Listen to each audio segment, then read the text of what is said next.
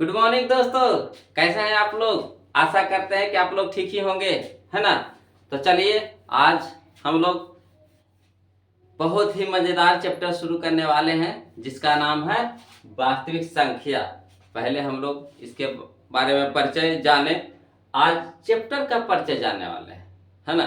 पहले हमारा बेसिक परिचय था, अब हम लोग का चैप्टर, जिस चैप्टर का पढ़ना है, जिस चैप्टर को पढ़ना है, कौन सा चैप्टर पढ़ना है? वास्तविक संख्या यानी रियल नंबर। इसका मेन परिचय आज हम लोग पढ़ेंगे, है ना। मेन परिचय पढ़ेंगे। तो आप लोग से रिक्वेस्ट है कि जितना जल्दी से जल्दी हो सके अपने दोस्तों को, है ना, लिंक शेयर कर दीजिए और फटाफट अपने क्लास में आ जाइए। तो चलिए शुरू करते हैं। चैप्टर शुरू करने से पहले, है ना, परिचय जान लेंगे। कह रहा है पहला पॉइंट में देखेंगे 300 ईसा पूर्व। 300 ईसा पूर्व ज्यामिति का जनक ग्रीक गणितज्ञ यूक्लिड तथा बीज गणित का जनक फारसी गणितज्ञ अल-ख्वारिज़्मी ने अंक गणित में अनेक प्रकार का कथन दिया, जिसमें से कुछ कथन अधिक महत्वपूर्ण साबित हुए। पहले, है ना, पांचवी संख्याएं के परिचय जानेंगे डिटेल से। तो देखिए, कह रहा है कि 300 ईसा पूर्व, 300 बीसी पूर्व, है ना, इसका इंग्लिश होता है बिफोर क्राइस्ट, है ना। 300 ईसा पूर्व या बीसी पूर्व बोल सकते हैं, बीसी, 300 बीसी। ज्यामिति का जनक ग्रीक गणितज्ञ यूक्लिड। अब देखिए, यहाँ सब्जेक्टिव आपका बनता है। ज्यामिति का जनक किन्हें कहा जाता है जी? बताइए, किन्हें कहा जाता है? तो ज्यामिति का कहा जाता है जनक यूक्लिड को, है ना। ग्रीक गणितज्ञ थे। कैसा गणितज्ञ थे जी? ग्रीक गणितज्ञ, है ना, ग्रीक भाषा के गणितज्ञ थे। तथा बीज गणित का जनक किन्हें कहा जाता है जी? तो अल-ख्वारिज़्मी को, है ना। कौन सा भाषा के गणितज्ञ थे जी? तो फारसी गणितज्ञ थे, है ना। अब चलिए, फारसी गणितज्ञ का जनक कौन थे? अल-ख्वारिज़्मी, जिन्होंने अंक गणित यानी अलजेब्रा का बोला जाता है, इंग्लिश में किसको बोला जाता है? अलजेब्रा को। तो अंक गणित में अनेक प्रकार का कथन दिया, है ना। कोई भी चीज को साबित करने के लिए, कोई भी मैथ को साबित करने के लिए पहले कथन दिया जाता है ना। उसके बाद हम लोग साबित करते हैं। तो बहुत तरह के वो कथन दिए, बहुत सारे तरह के। उसमें से कुछ कथन अधिक फेमस हुए, अधिक महत्वपूर्ण हुए, है ना। देखिए कौन कौन सा कथन दिए थे। एग्जाम्पल में हम दे रहे हैं आपको। यूक्लिड के द्वारा दिया गया कथन, यूक्लिड दिए थे, है ना, जो हमारे ज्यामिति का जनक थे। कौन? यूक्लिड। यूक्लिड दिए थे, यूक्लिड के द्वारा दिया गया कथन भाज्य बराबर भाजक गुने भागफल प्लस शेषफल। आपको तो फॉर्मूला याद ही होगा, है ना, बचपन से पढ़ते आ रहे होंगे कि भाज्य बराबर भाजक गुने भागफल प्लस शेषफल। अभी नहीं जानते होंगे आप कि ये कथन किसने दिया होगा। बचपन से तो भलों को आप पढ़ते आ रहे होंगे, मगर इस चीज को जानते थे कि एक कथन किसने दिया था? तो नहीं जानते थे, है ना। अब जान गए। कौन दिए थे जी? यूक्लिड दिए थे, है ना, जिन्हें क्या बोला जाता है? ज्यामिति का जनक बोला जाता है। जिनको क्या बोला जाता है? ज्यामिति का जनक। तो यही दिए थे, भाज्य बराबर भाजक गुने भागफल प्लस शेषफल। इस कथन के आधार पर, किस कथन के आधार पर? यही कथन है, भाज्य बराबर भाजक गुने भागफल प्लस शेषफल। तो इस कथन के आधार पर अल-ख्वारिज़्मी जो बीज गणित के जनक थे, अल-ख्वारिज़्मी कौन थे? बीज गणित के जनक थे। तो इस कथन के आधार पर अल-ख्वारिज़्मी ने चरणशः प्रक्रिया द्वारा महत्तम समावर्तक निकाला था। देखिए, सबसे पहले यूक्लिड ने एक कथन दिए थे, है ना। इन्हीं के अनुसरण करके, इन्हीं के रास्ते पर चलकर के अल-ख्वारिज़्मी ने चरणशः प्रक्रिया द्वारा महत्तम समावर्तक, जरा हम लोग इंग्लिश में क्या बोलते हैं? HCF। क्या बोलते हैं? HCF, है ना, महत्तम समावर्तक निकाला था। सोचिए, यूक्लिड दिए थे, यूक्लिड के आधार पर ही अल-ख्वारिज़्मी ने चरणशः प्रक्रिया माने स्टेप बाय स्टेप क्या किए थे, महत्तम समावर्तक निकाले थे, जो आधुनिक समय में मतलब जो अभी के समय में, आधुनिक समय में मैंने अभी के समय में कंप्यूटर से निकाले गए महत्तम समावर्तक से मिलता है। कह रहा है कच्चे कि अभी के समय में जो कंप्यूटर मासा निकालता है, जिस प्रोसेस से वो मासा निकालता है कंप्यूटर, है ना, उन्हीं के आधार पे अल्गोरिथम जो निकाले थे मासा, उन्हीं के आधार पर आज के कंप्यूटर, आधुनिक कंप्यूटर भी मासा निकालता है। सोचिए, है ना, उस समय वो जो मासा निकाले थे चरण सब प्रक्रिया के द्वारा, आज उन्हीं के अनुसरण करके हमारा कंप्यूटर भी मासा निकालता है, उन्हीं के जैसा चरण सब प्रक्रिया के द्वारा स्टेप बाय स्टेप करके निकालता है ना। तो दोनों गणितज्ञ अधिक विख्यात हुए। सोचिए, मजेदार चीज था कि नहीं, बताइए, मजेदार चीज था कि नहीं? ये चीज आप जानते थे पहले से, है ना? नहीं जानते होंगे तो देखिए अभी जाने। इसमें देखिए आपको ऑब्जेक्टिव बना, ज्यामिति का जनक किन्हें कहा जाता है जी? तो ज्यामिति का जनक बोला जाता है यूक्लिड को, है ना। बीज गणित का जनक किन्हें बोला जाता है? तो बीज गणित का जनक बोला जाता है अल-ख्वारिज़्मी को। अब देखिए, सबसे पहले है ना, भाज्य बराबर भाजक गुने भागफल प्लस शेषफल का कथन किन्हें कौन दिए थे? तो यूक्लिड दिए थे। इन्हीं के अनुसरण करके, है ना, अल-ख्वारिज़्मी ने, इन्हीं के आधार पर अल-ख्वारिज़्मी ने चरणसर प्रक्रिया के द्वारा मासा निकाले थे। आज के कंप्यूटर अल-ख्वारिज़्मी के अनुसार से ही मासा निकालता है, चरणसर प्रक्रिया द्वारा वो भी मासा निकालता है आज के कंप्यूटर। सोचिए, है ना, कितना मजेदार चीज था। अब अगला पॉइंट देखिएगा, अल-ख्वारिज़्मी को महत्तम समावर्तक चरणसर प्रक्रिया द्वारा निकालने के कारण, अल-ख्वारिज़्मी को, है ना, अल-ख्वारिज़्मी को महत्तम समावर्तक चरणसर प्रक्रिया द्वारा निकालने के कारण एल्गोरिथ्म, है ना, एल्गोरिथ्म कहा जाता है। एल्गोरिथ्म कहा जाता है। किनको कहा जाता है एल्गोरिथ्म? अल-ख्वारिज़्मी को। क्यों कहा जाता है? क्योंकि वो महत्तम समावर्तक चरणसर प्रक्रिया द्वारा निकाले थे। चरणसर प्रक्रिया द्वारा निकालने के कारण ही अल-ख्वारिज़्मी को एल्गोरिथ्म कहा जाता है कि नहीं? अब चलिए हम लोग आगे जानेंगे एल्गोरिथ्म क्या है। एल्गोरिथ्म क्या है तो आप स्क्रीनशॉट ले लीजिए फटाक से, है ना। चलिए मेरे प्यारे बच्चों, आज हम लोग अब अगला पॉइंट देखते हैं। अगला पॉइंट है वही एल्गोरिथ्म। तो एल्गोरिथ्म की परिभाषा जानेंगे पहले। एल्गोरिथ्म का परिभाषा क्या कहता है? कहता है किसी विशेष प्रकार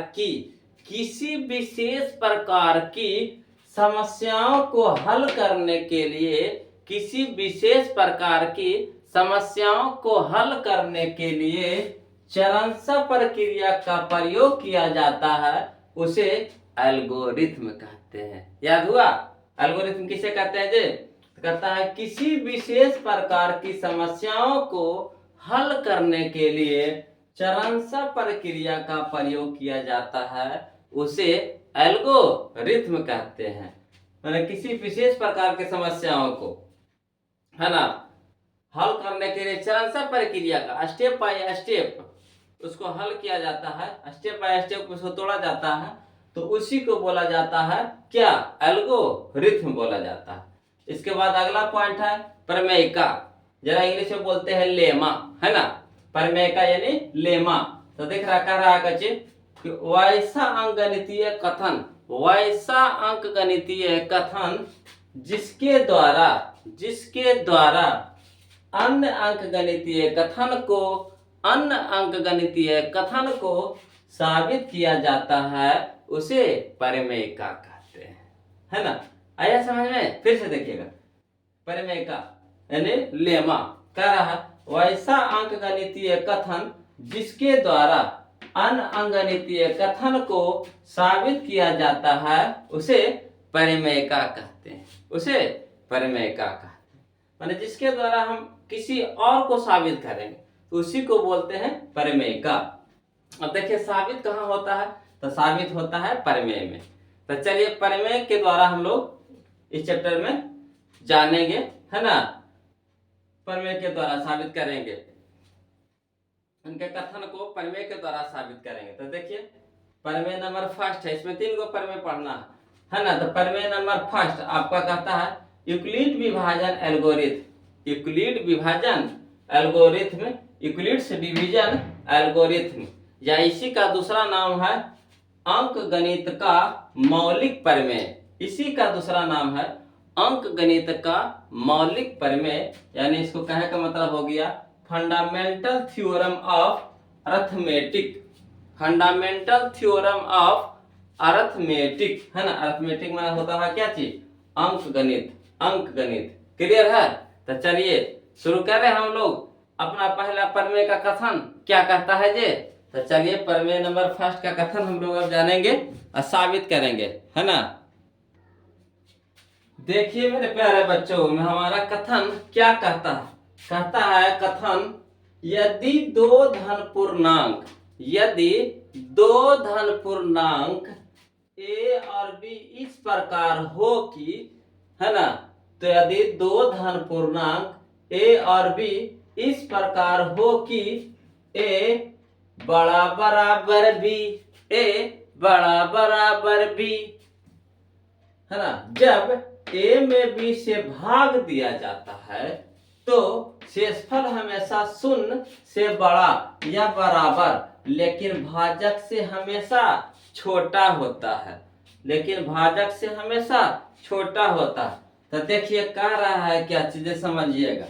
कह रहा है यदि दो धन पूर्णांक ए और बी इस प्रकार हो कि ए बड़ा बराबर बी, तो इसमें ए क्या है, बड़ा है कि छोटा है। तो ए है या तो बड़ा होना चाहिए किससे, बी से, या तो फिर बी के बराबर होना चाहिए। ए का मान या तो बी से बड़ा या तो बी के बराबर। बड़ा बराबर बी के मतलब समझे, ए बड़ा बराबर बी, समझिएगा। तो यहाँ पे ए का जो मान देंगे, बात के माने यहाँ पे आप मान लीजिए 5 दे दीजिए, तो या तो 5 दे दिए नहीं, अगर बी का मान अगर हम 5 दे देते हैं तो ए का मान बड़ा लाना है, तो यहाँ पे आप 6 दे सकते हैं, 7 भी दे सकते हैं, 8 भी दे सकते हैं, 9 भी दे सकते हैं, है ना, 10 भी दे सकते हैं।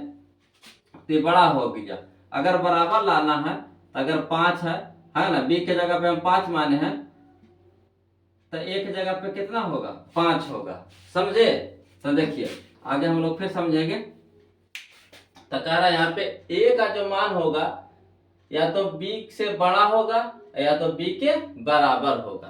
फिर देखिए कह रहा जब ए में बी से भाग दिया जाता है, जब ए में बी से भाग दिया जाता है तो ए में किससे भाग देंगे, बी से भाग दिया जाता है, तो शेषफल, तब बताइएगा जी शेषफल कहाँ बचता है, इधर बचता है कि इधर, है ना, दाया साइड बचता है कि नीचे में बचता है। तो आप जानते होंगे कि शेषफल कहाँ बचता है, नीचे में, है ना। तो इसको बोलते हैं रिमाइंडर, यानी आर से सूचित करते हैं और यहाँ वाला को किससे सूचित करते हैं, क्यू से सूचित करते हैं, है ना। तो चलिए कह रहा है कि यदि ए में किससे, बी से भाग दिया जाता है तो शेषफल, शेषफल, शेषफल, ये हमारा क्या हो गया जी, शेषफल हो गया, शेषफल, शेषफल। आइए बताइएगा इसको हम पहले यहां से समझिए, ये क्या है हमारा, भाजक है, बी हमारा क्या है, भाजक है, आई ए क्या है, भाज्य है, ये क्या है, भाज्य है, ये क्या है, भागफल, क्यों हमारा क्या है, भागफल, है ना। तो देखिए समझिएगा कि जब ए में किससे, बी से भाग दिया जाता है तो शेषफल, शेषफल यहाँ पे जो भी बचेगा या तो शून्य से बड़ा होना चाहिए, है ना, या तो शून्य से बड़ा होना चाहिए या तो फिर शून्य के बराबर होना चाहिए। यहाँ पे या तो शून्य से बड़ा और नहीं तो शून्य के बराबर, लेकिन लेकिन भाजक, तो हमारा भाजक कौन है, बी है, तो बी से छोटा हो, है ना। भाजक हमेशा इससे हमेशा या छोटा होता है। किसके बारे में करा? लेकिन भाजक से हमेशा छोटा होता। तो लेकिन भाजक से हमेशा छोटा होता है, कौन होता है छोटा? तो शेषफल न होता है छोटा। कौन होता है छोटा? तो शेषफल होता है छोटा। तो शेषफल के बारे में कह रहा है कि या तो शून्य के बराबर होगा और नहीं तो, है ना, भाजक से कैसे होना चाहिए? छोटा होना चाहिए। या तो शून्य के बराबर हो और नहीं तो भाजक से छोटा होना चाहिए। तो चलिए इसको एग्जाम्पल देके समझते हैं। एग्जाम्पल देके समझते चलिएगा, है ना।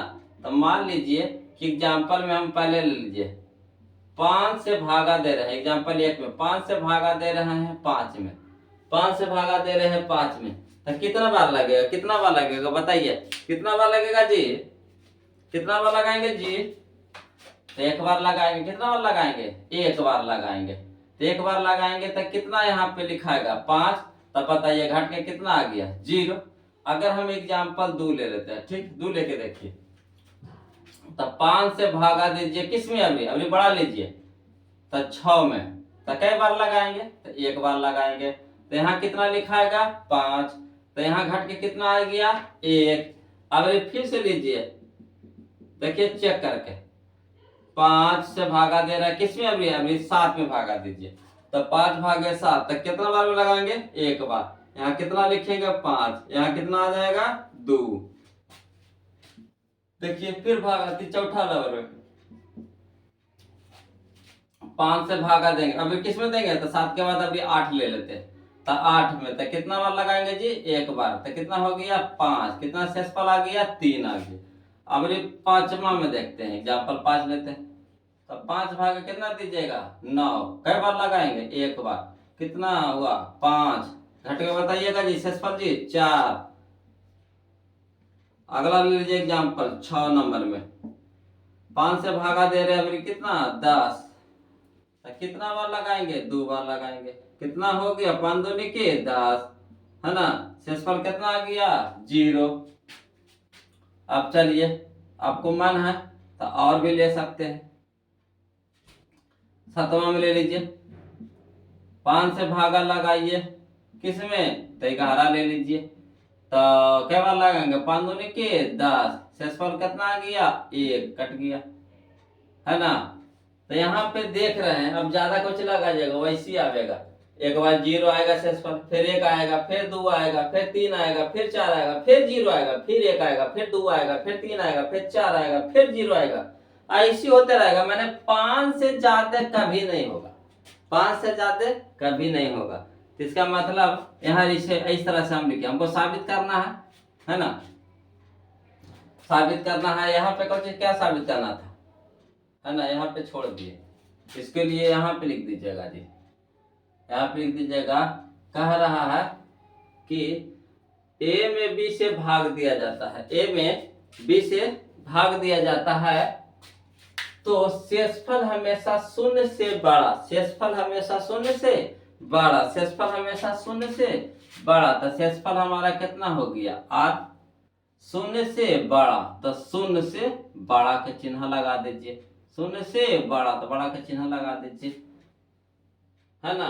बड़ा या बराबर, या बराबर, या बराबर।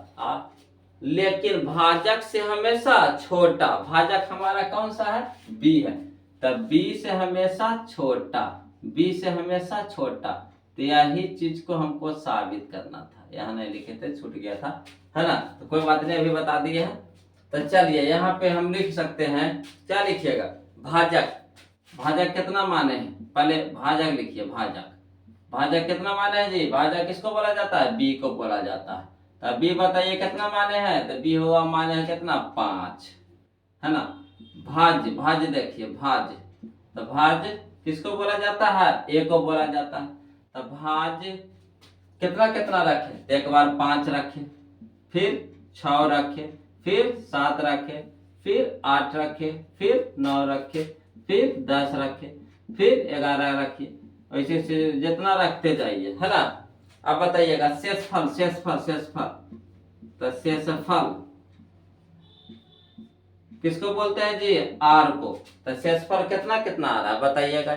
तो शेषफल हमारा आ रहा है, एक बार आया 0, फिर आया 1, फिर आया 2, फिर आया 3, फिर आया 4, फिर आएगा वैसी, है ना 4, फिर आया 0, फिर आया 1, वैसे बढ़ते जाएगा, है ना। तो यानी अतः हम कह सकते हैं, क्या कह सकते हैं कि जीरो का मान किससे, आर है तो जीरो से क्या है, बड़ा है या फिर बराबर है, लेकिन बी से क्या है, छोटा है। देखिए साबित कर दिए, नहीं समझे, यहाँ पे समझिएगा सर। देखिए क्या कि भाजक हम कितना लिए थे जी, भाजक हम कितना लिए, समझिएगा भाजक कितना लिए हैं, भाजक तो भाजक बी के स्थान पे हम लोग लिए हैं 5, लिख दिए आराम से 5। भाज कितना लिए, तब भाज ए के स्थान पर खोजिएगा, तो ए हमारा बीच में रहता है, तो बीच में एक बार 5 लिए, एक बार 6 लिए, एक बार 7 लिए, एक बार 8 लिए, एक बार 9 लिए, एक बार 10 लिए, एक बार 11 लीजिए, उसी 12 लीजिए, 13 लीजिए, 14 लीजिए, है ना, लेते चल जाइए। अगला देखिए शेषफल देखिए कितना बच रहा है, शेषफल यानी आर, तो आर के स्थान पे नीचे में कितना बच रहा है, एक बार 0 बचा लिख दिए, 1 बचा लिख दिए, 2 बचा लिख दिए, 3 बचा लिख दिए, 4 बचा लिख दिए, फिर 0 बचा लिख दिए, 1 बचा लिख दिए, है ना। तो यहाँ पे देखिए कि आर के जो मान हो रहा है ना, आर के मान हमारा यह है 0, 1, 2, 3, 4, फिर 0, 1, तो आर का जो मान हो रहा है 0 के बराबर या 0 से बड़ा है कि नहीं, 0 के बराबर या 0 से बड़ा है कि नहीं, तो देखिए 0 के बराबर 0 आया कि नहीं, या फिर 0 से बड़ा था, 1, 2, 3, 4, फिर 0, 1, 2, 3, 4, फिर 0, 1, 2, 3, 4, फिर 0, 1, 2, 3, 4, फिर 0, समझ। लेकिन कह रहा है ना आर के मान बी से है ना, बी से बड़ा नहीं, बी से छोटा होना चाहिए, यहाँ तो बड़ा लिख दे, गलती, बी से छोटा न होगा जी, बी से क्या होगा, छोटा होगा, बी से क्या होगा, छोटा होगा, समझे, बी से छोटा होगा, यहाँ गलती लिखा रहा था 5 बी।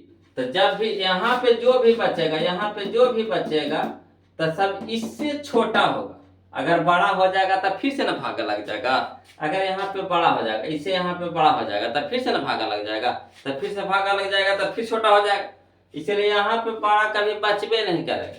तो वही कह रहा था कि आर के मान हो गए या तो 0 से बड़ा या 0 के बराबर, लेकिन बी से छोटा। तो यही था हमारा प्रमेय नंबर फर्स्ट। तो बताइए कैसा लगा जी, है कैसा लगा जी। तो आज के लिए क्लास इतने रखते हैं, फिर मिलते हैं अगले वीडियो में, है ना, नए उम्मीद और जोश के साथ, है ना। तब तक के लिए जय हिंद, है ना। चलिए।